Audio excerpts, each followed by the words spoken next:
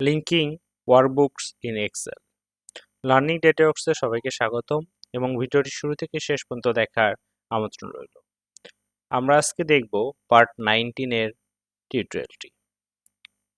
তো আমরা আজকে একাধিক ওয়ার্কবুক নিয়ে কাজ করব এবং একাধিক ওয়ার্কবুকের ডেটাগুলো একটি ওয়ার্কবুকে কিভাবে নেওয়া যায় এবং খুব সহজেই আমরা কিভাবে প্রত্যেকটি ইন্ডিভিজুয়াল ওয়ার্কবুকের ডেটা নিয়ে একটি ওয়ার্কবুকে আমরা সাম করতে পারি। তো আমাদের এখানে স্ক্রিনের যে ডেটাটি দেখতে পাচ্ছেন, এখানে এইচআর টোটাল এক্সপেন্স রয়েছে, Q1, Q2, Q3 এবং Q4 এর একটি ডেটা দিতে বলা হয়েছে এবং টোটালটি বের করতে বলা হয়েছে। তো আমাদের কাছে ইন্ডিভিজুয়ালি Q1, Q2, Q3 এর জন্য ডেটা রয়েছে। তো এখন আমরা মোট ব্যয়গুলোকে আমরা চাচ্ছি লিঙ্কের মাধ্যমে একবারে নিয়ে আসতে, যাতে আমার ওই শিটগুলোতে কখনো যদি ডেটা আপডেট হয় তাহলে এখানেও যাতে ডেটা আপডেট হয়ে যায়। তো এই জন্য আমরা কি করব, এই জন্য আমাদের এই কাজটি শুরু করার আগে দেখতে হবে যে আমাদের আর কোনো এক্সেল ফাইল ওপেন আছে কিনা। তো জেনারেলি আমাদের আর কোনো এক্সেল ফাইল ওপেন নেই, একটি এক্সেলই ওপেন রয়েছে। এখন আমরা কন্ট্রোল ওতে প্রেস করব। কন্ট্রোল ওতে প্রেস করলে আমরা এই ধরনের একটি ড্যাশবোর্ড পাবো। এখান থেকে ব্রাউজারে ক্লিক করব। ব্রাউজারে ক্লিক করলে আমাদের ফাইলের লোকেশন অনুযায়ী আমরা ই ড্রাইভে চলে এসেছি এবং এক্সপেন্স Q1, Q2 এবং Q3 আমরা তিনটি ফাইল ওপেন করতে হবে। এই জন্য তিনটি ফাইলকে সিলেক্ট করে নিলাম। আদারওয়াইজ একটি একটি করে ওপেন করতে পারি। তো আমরা তিনটিকে ওপেন করব, এই জন্য তিনটিকে একসাথে কন্ট্রোল প্রেস করে সিলেক্ট করে আমরা ওপেনে ক্লিক করলাম। এখন দেখুন আমাদের প্রত্যেকটি ফাইল কিন্তু ওপেন হয়ে গিয়েছে। তো আমাদের যে মেন ফাইল যেটিতে আমরা সাম করব, এটিতে আমরা চলে এসেছি। এখন এখানে গিয়ে আমরা ভিউ ট্যাবে ক্লিক করব। ভিউ ট্যাবে ক্লিক করে আমাদের এখানে দেখুন অ্যারেঞ্জ অল রয়েছে, অ্যারেঞ্জ অলে প্রেস করব। অ্যারেঞ্জ অলে প্রেস করলে আমরা একটি ডায়লগ বক্স পাবো। এই ডায়লগ বক্সে প্রথমেই রয়েছে টাইলড। টাইলডে অলরেডি প্রেস করাই রয়েছে, ক্লিক করা রয়েছে, ক্লিক করে ওকে প্রেস করব। এখন দেখুন আমাদের 4টি ফাইল কিন্তু ওপেন হয়ে গিয়েছে। এখন যেহেতু আমাদের স্পেস অনেক কম, আমরা চাচ্ছি রিবনগুলোকে একটু হাইড করে ফেলতে। এই জন্য আমাদের মেন ফাইলে গিয়ে আমরা যদি হোম ট্যাবে ডাবল ক্লিক করি তাহলে কিন্তু আমাদের প্রত্যেকটি রিবন কিন্তু হাইড হয়ে যাবে।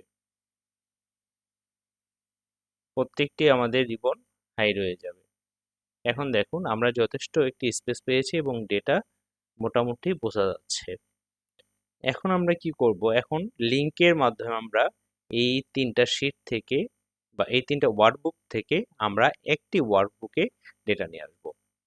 তো আমরা Q1 এ প্রেস করলাম, Q1 এ প্রেস করে ইকুয়াল সাইনকে কল করলাম। কল করে আমাদের Q1 এর যে ফাইলটি, আমাদের Q1 এর ফাইল কোনটি আমরা একটু চেক করি।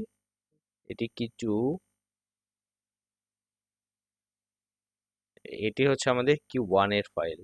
তো Q1 এর ফাইলে গিয়ে আমরা এই Q1 এর যে টোটাল ব্যয়কে আমরা সিলেক্ট করলাম। এখন দেখুন সিলেক্ট করাতে আমাদের যে লিংকে যে ফর্মুলাটি এসেছে, প্রথমত আমাদের শিটে প্রথমত আমাদের ওয়ার্কবুকের নাম এসেছে, তারপর শিটের নেমটি এসেছে এবং তারপর সেলের নেমটি রয়েছে।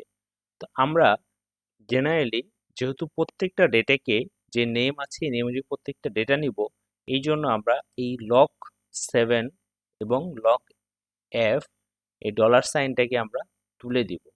না হলে যখন আমরা ড্র্যাগ করব ডেটাটি কিন্তু আসবে না। ইন্টার প্রেস করব। এখন দেখুন আমাদের Q1 এর কিন্তু ডেটা চলে এসেছে। সেম ভাবে Q2 তে ক্লিক করে আমরা Q2 এর যে ডেটাটি আছে টোটাল, Q2 এর ডেটাকে সিলেক্ট করব এবং এই যে ডলার সাইনটিকে আমরা তুলে দিব, ইন্টার প্রেস করব এবং Q3 তে ইকুয়াল সাইনকে কল করে আমরা টোটালে প্রেস করে ডলার সাইনকে আমরা তুলে দেব, ইন্টার প্রেস করব। এখন দেখুন আমরা কিন্তু Q1, Q2 এবং Q3 ডেটা পেয়ে গিয়েছি। এখন যদি এটাকে ধরে যদি আমরা একটু ড্র্যাগ করি, তাহলে দেখুন আমাদের 3টি ডেটাই কিন্তু চলে এসেছে। এবং করে আমরা এই যে অটো অল অপশানে গিয়ে আমরা ফিল উইদাউট ফরম্যাটিং এ দিলে এটি সব সেম ফরম্যাটে চলে আসবে। এখন যদি এই ডলার সাইনটাকে যদি আমরা রিমুভ না করতাম, তাহলে কিন্তু আমাদের ড্র্যাগ করলে ডেটাটি কখনোই আসতো না। এরপর আমরা নিচে আসি, নিচে দেখুন আমরা এখন এই শীটটাকে একটু ম্যাক্সিমাইজ করে নেই, আমাদের অন্যান্য শীটগুলো আর প্রয়োজন নাই। এখন দেখুন আমাদের নিচে কিন্তু 4টি করে আবার রোয়ের ডেটা রয়েছে। এগুলোর জন্য কি আমরা আলাদা লিঙ্ক করব? না। তো জেনারেলি এখান থেকে যদি আমি 4টা সেল কপি করি, কপি করে যদি এভাবে পেস্ট করে দিই, তাহলে কিন্তু ওই সেলের ডেটাগুলো, সেল F17 এর ডেটা চলে এসেছে। এবং সেম অ্যাস এখানেও যদি পেস্ট করি, Ctrl+C এবং Ctrl+V দেই, তাহলে কিন্তু এখানেও F24 এর ডেটা রয়েছে। এখন আমরা একটু মিনিমাইজ করি। এখন যদি আমরা কোনো শিটের ডেটা, যদি কোনো ওয়ার্কবুকের ডেটা যদি চেঞ্জ করতে চাই, তাহলে কি হবে? এখন দেখুন Q1 এ রয়েছে 848 এবং এখানে টোটাল কিন্তু 848। এখন যদি এটাকে যদি আমরা একটু এডিট করি, কারণ এতে 224 জায়গায় যদি আমরা সাপোজ 0 দিয়ে দিলাম, তাহলে কিন্তু আমার ডেটাটি 624 এবং 624 অটো আপডেট হয়ে গিয়েছে। এবং আমরা যদি Ctrl+Z দেই, তাহলে দেখুন ডেটাটি কিন্তু আবার অটো আপডেট হয়ে যাবে। এইভাবে আমরা শীটগুলোকে কিন্তু ওয়ার্কবুকে যদি ডেটা চেঞ্জ করি, তাহলে আমার মেইন ওয়ার্কবুকে কিন্তু ডেটা এভাবে চেঞ্জ হয়ে যাবে। এটাকে আবার আমরা ম্যাক্সিমাইজ করে নিচ্ছি। এখন দেখুন আমার প্রত্যেকটা ডেটার কিন্তু লিঙ্ক রয়েছে। এখন যদি কোনো কারণে আমার লিঙ্কগুলো যদি চেঞ্জ হয়ে যায়, তাহলে কি হবে? তার আগে একটু বলে নেই, আপনারা যারা এক্সেলে স্কিল ডেভেলপ করতে চান বা A to Z শিখতে চান, তাহলে আমাদের পার্ট 1 থেকে টিউটোরিয়ালগুলো দেখতে পারেন। আচ্ছা, এখন আমরা কাজে চলে আসি।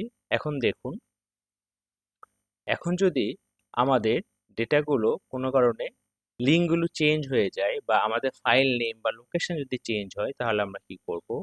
তাহলে আবার ডেটা ট্যাবে গিয়ে ওয়ার্কবুক লিঙ্কসে ক্লিক করব। করলে আমরা যে 3টা ফাইল নিয়েছি, 3টা ফাইলের কিন্তু ডিটেলস চলে এসেছে।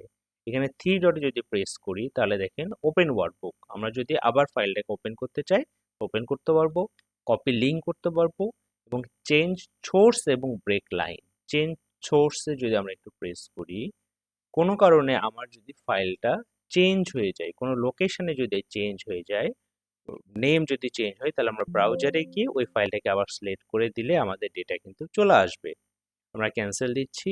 এবং ব্রেক লাইনটা কি, আমরা চাচ্ছি যে আর লিঙ্ক রাখবো না, অ্যাকচুয়াল টোটাল ভ্যালুটা চলে এসেছে, আমার রিপোর্ট ঠিক আছে, আমরা এই লাইনকে ব্রেক করে দিচ্ছি, দ্যাটস ওয়াই লিঙ্ককে ব্রেক করে দিচ্ছি। এখন যদি আমার ওই ফাইলে যদি ডেটা কোনো কারণে রিমুভ হয় বা চেঞ্জ হয়, তাহলে কিন্তু আমার এই মেন শিটে কিন্তু ফাইলে কিন্তু আর ডেটা রিমুভ হবে না, আপডেট হবে না। তো আমরা একটু দেখি, আমার প্রত্যেকটা ডেটায় কিন্তু লিঙ্ক রয়েছে। এখন যদি আমরা Q1 এর ক্ষেত্রে যদি ব্রেক লাইনে প্রেস করি, ব্রেক লাইন দিলাম, এখন দেখুন আমার Q1 এ কিন্তু কোনো লিঙ্ক নেই, Q2 তে কিন্তু রয়েছে। কারণ Q2 তে যদি ডেটা আপডেট হয়, তাহলে কিন্তু এখানে আপডেট হবে। আবার আপডেট করে যদি আমরা রিফ্রেশ অল দিই, তাহলে কিন্তু ডেটা আপডেট হয়ে যাবে। তো ব্রেক অলে দিলাম, এখন দেখুন আমার কোনো ডেটাতেই কিন্তু লিঙ্ক থাকবে না। এইভাবে আমরা একাধিক ওয়ার্কবুকের ডেটা একটি ওয়ার্কবুকে লিঙ্ক আপ করে খুব সহজেই কাজটি করতে পারি। তো ভিডিওটি এখানেই শেষ করছি। ভালো লাগলে অবশ্যই লাইক, কমেন্ট এবং শেয়ার করবেন। আর আমার চ্যানেলে নতুন হলে অবশ্যই সাবস্ক্রাইব করে পাশে থাকা বেল আইকনটি ক্লিক করবেন। ধন্যবাদ সবাইকে, দেখা হচ্ছে নতুন কোনো ভিডিওতে। সে পর্যন্ত ভালো থাকবেন, সুস্থ